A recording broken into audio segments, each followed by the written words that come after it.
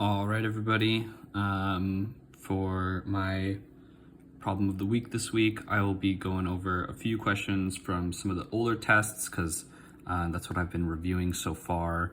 And the first one I wanted to go over was, this is question number 13 on exam 2 version B. Find using the theorem discussed in class. I hope you remember that. It was only like 4 months ago. Anyway, limit as x approaches 0 of tangent of 3x divided by sine of 2x. Now, this is one of those problems you look at it and you go, okay, it's 3 over 2. But I get this problem wrong every time, and I got this problem wrong on the test and the quizzes. Not because it's necessarily hard, but just because I write it off as being very easy and then I mess it up. So, first thing we're going to do is we're going to separate this, all right? Tangent can be rewritten as sine over cosine. And so if we have the tangent multiplied by 1 over sine 2x, that's the same as tangent divided by sine 2x. Move this paper down some more. We're going to separate that tangent, sine over cosine, even further into sine over 1 times cosine, or 1 over cosine, and still multiplied by that 1 over sine 2x. So we got, at this point, we're at limit as x approaches 0 of sine 3x over 1 times 1 over cosine of 3x times 1 over sine squared x. Now 1 over cosine of 3x just goes straight to 1.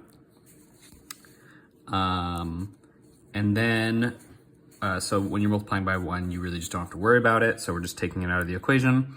We're left with sine of 3x over 1 and 1 over sine of 2x.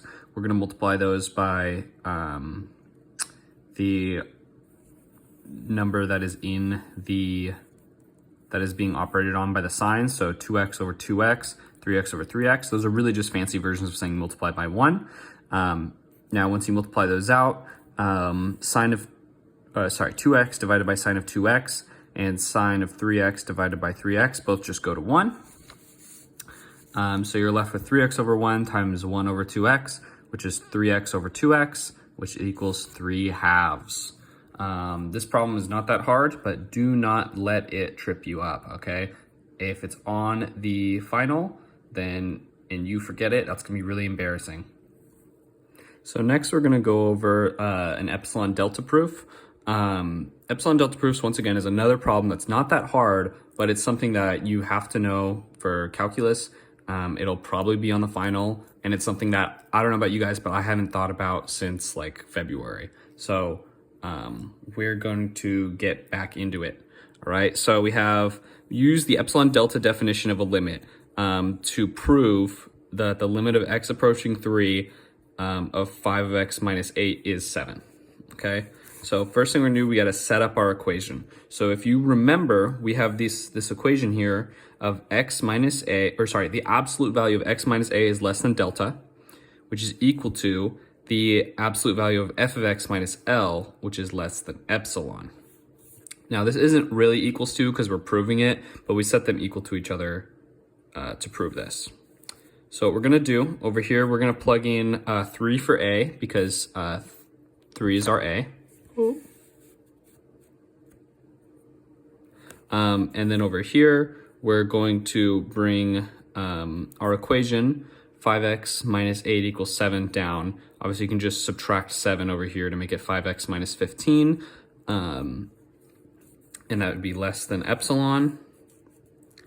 Next, you're going to remove the 5 from the absolute value, leaving as 5 times x minus, the absolute value of x minus 3 is less than epsilon.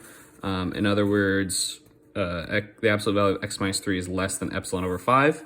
So now we can go back over here since we have the absolute value of x minus 3 is less than delta, then we know that, and we know that the x minus 3 is less than epsilon over 5. We can plug in epsilon over 5 for delta, and then we can, oh, I miswrote this.